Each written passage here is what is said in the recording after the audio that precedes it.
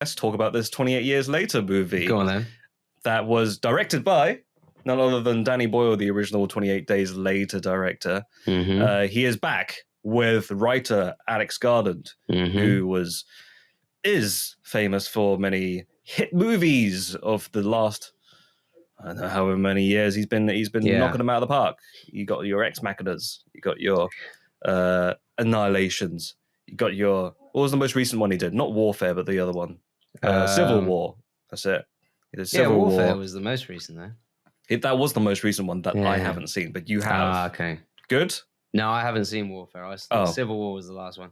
All of his films, I do have to say, I come out trying to decide, did I like that? Really? Yeah. I came out of watching Ex Machina, really loving it, and I came out of Civil War really liking it. Not loving it, but really liking it.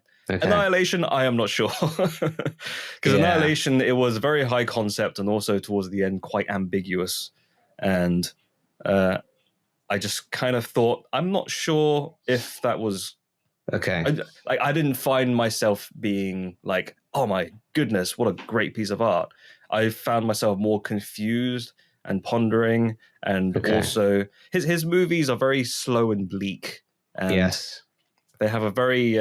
kind of like early Denis Villeneuve type vibes to it. I liked what Annihilation was reaching for. Yeah. But I'm not sure if it succeeded in actually grasping it. Sure. But hey, we're not here to talk about Alex Garland's movies that he's directed. We're talking about the one that he's most recently written. And they were quite a tag team back in the day. They were Danny Boyle writing, Danny Boyle directing, Alex Garland writing. And they're back 28 years later, which is ironic because it's actually 23 years later since the first movie. Yeah. They should have waited. They should have waited another 5 years. Yeah. Because then I could have gone out the cinema saying, this is good now. Anyway, who cares about that? Yeah.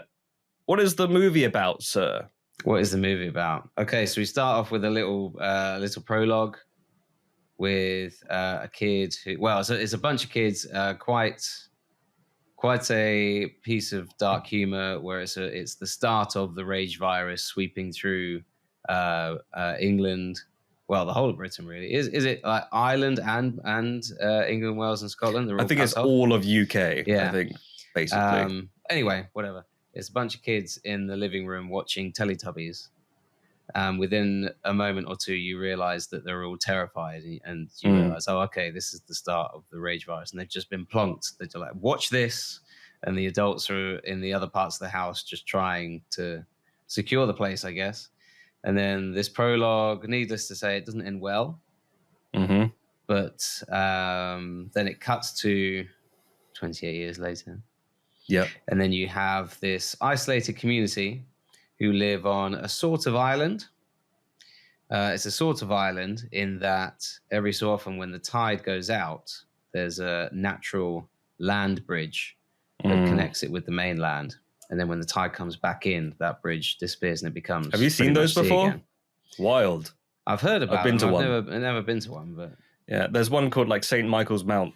I think it's on the coast somewhere in England. I can't remember if it's South Coast or North Coast. I think it's South. But yeah, it's this big castle, and you can only get to it when the tide's low. Oh, okay. So when it's high, it's like, yeah, not and there's allowed. Still a 17th century king there, like, invaders. Get off my lawn. He's got an iPhone. Get off my moat, is what he says. Yeah. No, go ahead. No splashing in the moat. No diving. So yeah, they're in this island. Yeah, they're in this island. Yeah, it cuts to I can't remember the characters' names now. Cuts to Aaron Taylor Johnson. Yes, Aaron Taylor Johnson as Jamie. Yeah. And the kid's name is Spike, I remember. Who is the father of Spike. Yeah. Spike played by I'm trying to find it now. IMDb. Alfie Williams. Yeah. Who I'd like to mention because he's pretty darn good. Pretty darn good. Outstanding.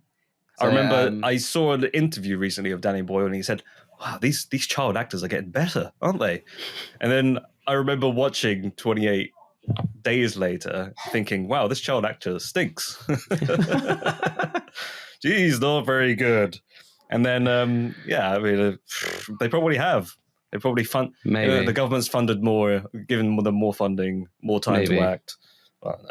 Injected that acting super serum into these children. Yeah, that's what it is. Before it was all just pumped into Daniel Day-Lewis, but now he's retired. It can be spread out over the kids. He had to retire early because he was just he was overflowing with acting serum. Became too much, and he just like seeped into the chair that he was sat on. He's making a comeback. Apparently, he's got a new movie coming out. Is he making he's retired twice again? now, Daniel Day-Lewis, and I don't know why he just keeps doing it. Is it retirement, or is it just that he's taking years between roles, like in hiatus, acting hiatus? Anyway, but Spike, whatever. yeah, he's great. It's funny when you mentioned Danny Boyle talking about child actors getting better. The first thing I thought of was Edward Furlong in Terminator 2 saying something like "bite me" or whatever. Hasta la vista, bite me. So I'm paraphrasing. So yeah, Spike. What the actor? So Spike, great. 12-year-old Spike, who's he's learning to become a man. About to embark, coming of age. Yeah, about to embark on a travel, an adventure, a road trip, road trip, baby. That's how Aaron Taylor Johnson says it. There was one thing I noticed: road trip, baby. That's what he said to. That's how he directed these kids. One-liners. Mr. Boyle. Aaron Taylor Johnson was like, I had to keep giving Alfie advice because Danny Boyle would just sit there in a chair going, road trip. Mr. Boyle, how am I supposed to act in this? Road trip, baby. How am I supposed? How much fear should I show when I see the body hanging upside down with blood all over it? Road trip. We've painted Danny Boyle to be an idiot. No, he's not. He's far from an idiot. He's a great director. Checks the script by Alex Garland, just as a road trip. It's just one page. Exterior. Or like there's 120 pages. Each page says road trip. Each one is exterior road trip. And it just gets scribblier and scribblier. Spike and Jamie on the road. Oh, okay. Yeah, it gets worse and worse. Worse and worse. Okay, so... there's like, a moment. Can we find any advice for these character motivations? And then the last page is just a picture of Alex Garland and Danny Boyle on a road trip. Anyway, so the so they're on a road trip, and Alfie is taking his first journey from the island. There's a moment that I noticed before he goes into the mainland journey where he's thinking about bringing an action figure with him, but he leaves it behind. Yeah. Signaling inside that he wants to become a man. He wants to become a man. I really liked that little moment. Yeah. Anyway, they go on to an adventure so he can go hunting. We're not talking about deers. We're not talking about what else do you hunt? Elephants Bears. with a big elephant gun and those funny hats. No, we're talking about people with a virus in them. And comparing it to the first one, they're very different now, aren't they? Very different type of zombies. Perhaps they've evolved. Some of them are still very fast, but some of them are slow, baby. Slow and low. Slow and low. We call them slow and low. And if you attach a rope to their ankles, you can call them slow, low, and toe. You can just attach things. You could get one person in front of the slow and low, and then they attach all their things to a rope that the slow and low then drags, so they can just carry all your stuff. By far the most useful. Is there a product that you're parodying called Slow and Low, or have you just made that up on the spot? No, that's what they're called in the movies. I'm sure. That's what they're called in the movie. Okay, is that what it is? Slow and Low? Is it? Yeah, Slow and Low or something like that. Oh. And I just advanced it to slow, low, and toe. I just called them big grey babies. I thought that's what they were. Yes, the big grey babies. Spike's dad leans in. Okay.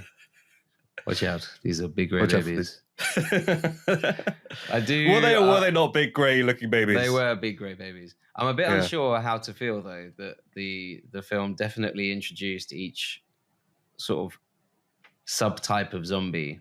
It felt very video gamey to me. That's what I thought as well. That's what I thought. Like even I think he some must of the have been things inspired. that Spike's dad was saying to him, it was like that's what like a video game character would say to you in a tutorial. Now, Spike, make sure you press the R1 button to aim. Yeah, it felt very much Hold like space to reload your bow. Reload. Hold space to reload your bow. Like the game is broken every time you fire an arrow. Hold space to reload your... I know. Give me a second, Dad. Give me a second, digital dad. It would make for a good game. Oh, wait, they've made plenty of games like this. Yeah. Like, I think, The Last of Us or the God of War. If only there was more multimedia with zombies in. That's right. Do you think they were inspired? They must have been, video game-wise. I've noticed it creeping into cinema. Mm-hmm. Certain shots or camera movements where I'm thinking, this feels video gamey. And not just films that maybe... I think I mentioned it when we talked about Flow. Yeah. Where some of it felt like, oh, this feels like a video game cutscene. Mm-hmm. The occasional shot. That's what Chatting Pitch Lawyer, aka Chatting Pitch Lawyer, one half of Chatting Pitch, the other half of one half of Chatting Pitch. That's right. Didn't she say that was distracting for her? The fact that it felt like a video game. Yeah, she wasn't a fan of the style, and that was part of it. Yeah, sure. But that was an animated movie. This isn't animated at all. However, still quite video gamey. There was a stylistic choice that Danny Boyle had, and it was to kind of capture the same essence as the first movie that was shot on a cheap old camera. Mm. So they decided to film it on one of these. A mobular telephonic device. A mobular telephone, yeah. Imagine doing that back in the days when they did 28 Days Later. They were shooting it on a Nokia 3310. And it was... it would just be like the little blips. I can't get Snake off this phone. Like Snake. It would be like Snake, but the Snake would be just like the horde of zombies. That's right. Boom. I'm sure somebody's done that. Yeah. Somebody's done a movie on a Nokia 3310.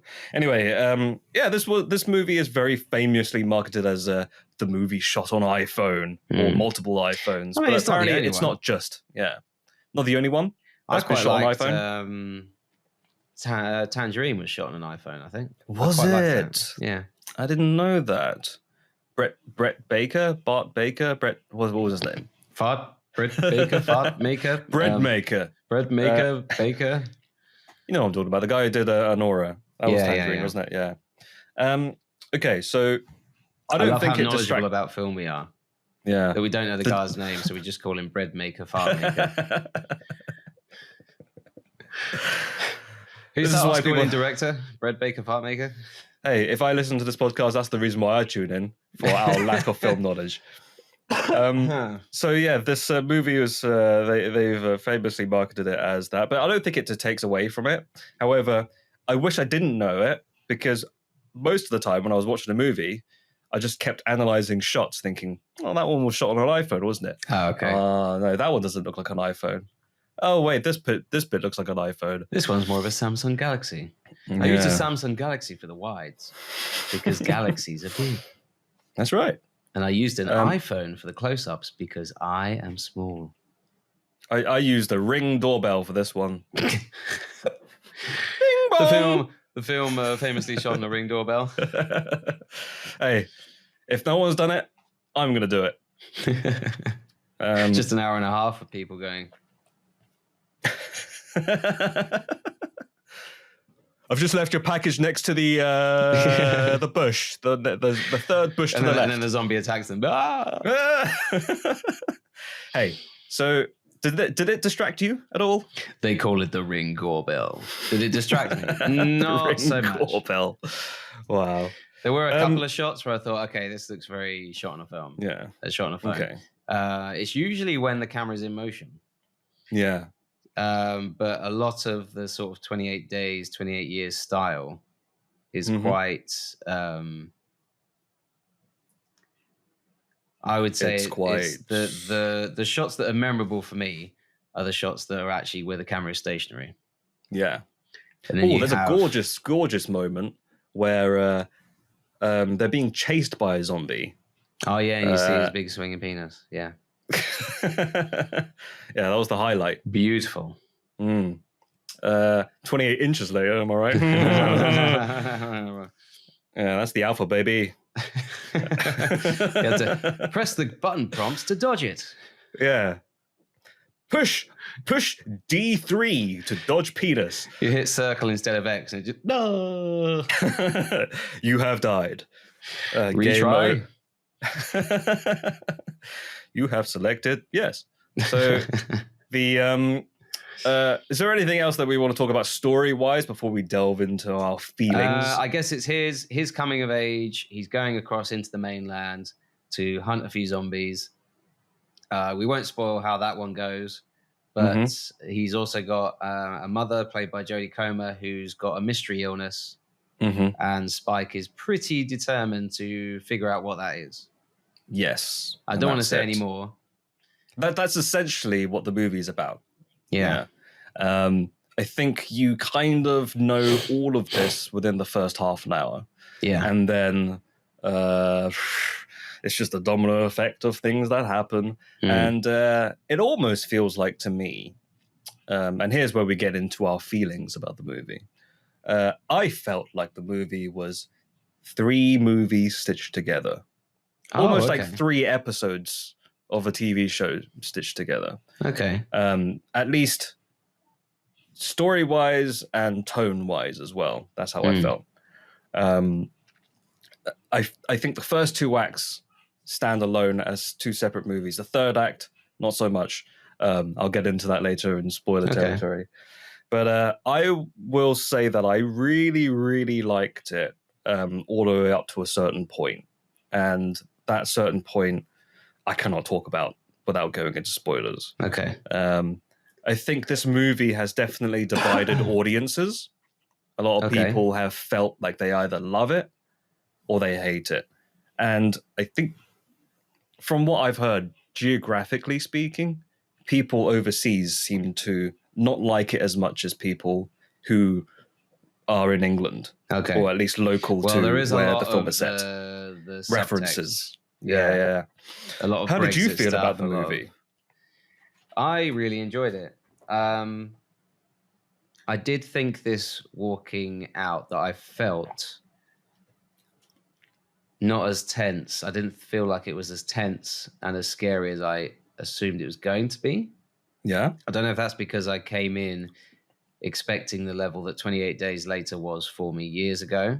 Because when I first watched it, I'm still not a big horror guy now, but when I watched it back then, that was like one of the first horror movies I saw. So it was like all the nails like screaming. That's how you used to. That's how we used to watch movies. Like 20 years ago, we used to watch movies like Looney Tunes characters. Yeah. But now, because that's all I used to watch as a kid. So I was completely influenced by television, not anything else. So yeah, that's right. I remember 28 Days Later being quite terrifying. Even like, I guess now that we've both matured, things aren't as scary as they used to be. Maybe, yeah. But when did 28 Days Later come out? I was, 11 back in then? Or 12? It was 2002, wasn't it? I think I was early teens when I first saw it. Yeah. And even then, that was pretty scary. But there was a time...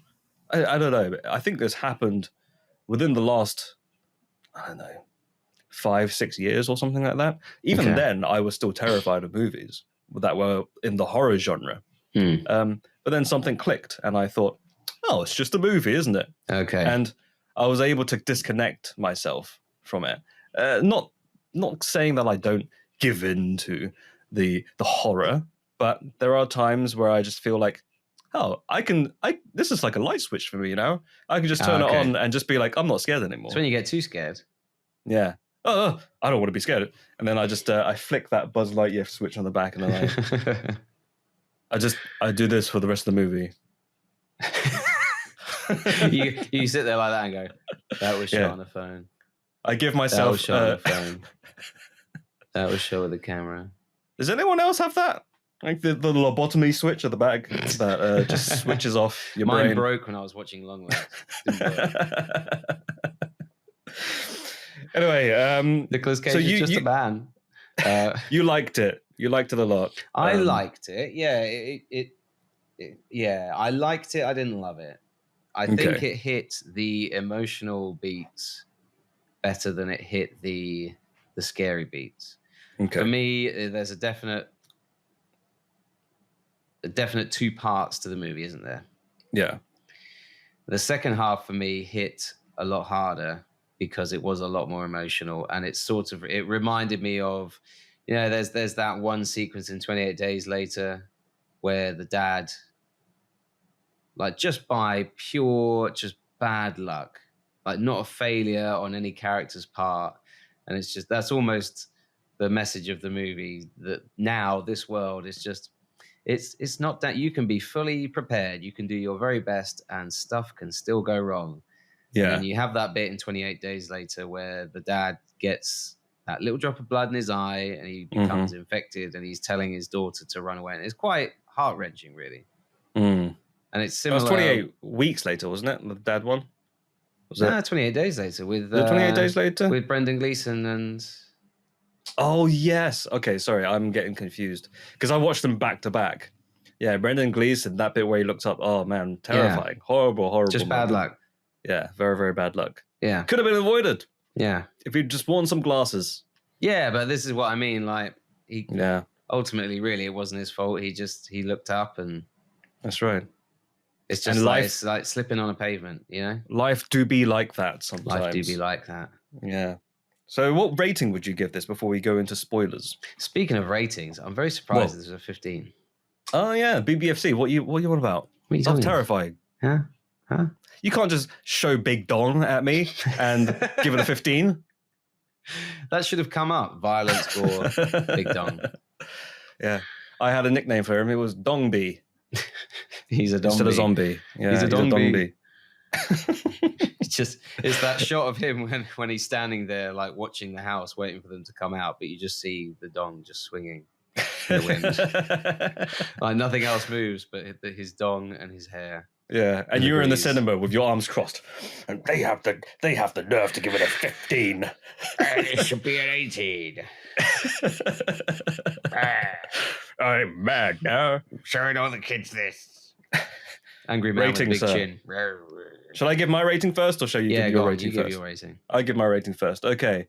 I think it's strange because I felt differently from the first half and the second half, and even to the ending. Okay. I had very, very different. And I guess if I combine them all together, I'd probably give it a chatting pie. Okay. Chatting pie, maybe chatting pea. Have we ever done this before? Chatting pea and a half. Chatting pea and half an eye. I don't know. I really, really liked a lot of it, but there are just some things that is just unforgivable for me. Okay. And I just thought this really marks it down.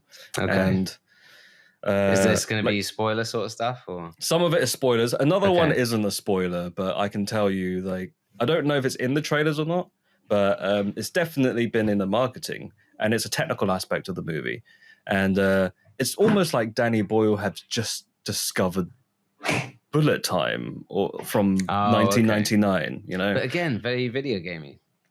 Very video gamey, and it just, I felt like it overstayed its welcome. Okay. That particular thing, that shot kept repeating, and I liked it for the first couple of times. I was like, oh, that's interesting, and then it just kept happening, and I thought, we don't need to keep doing this, Danny Boyle. Yeah. Two's enough. Okay.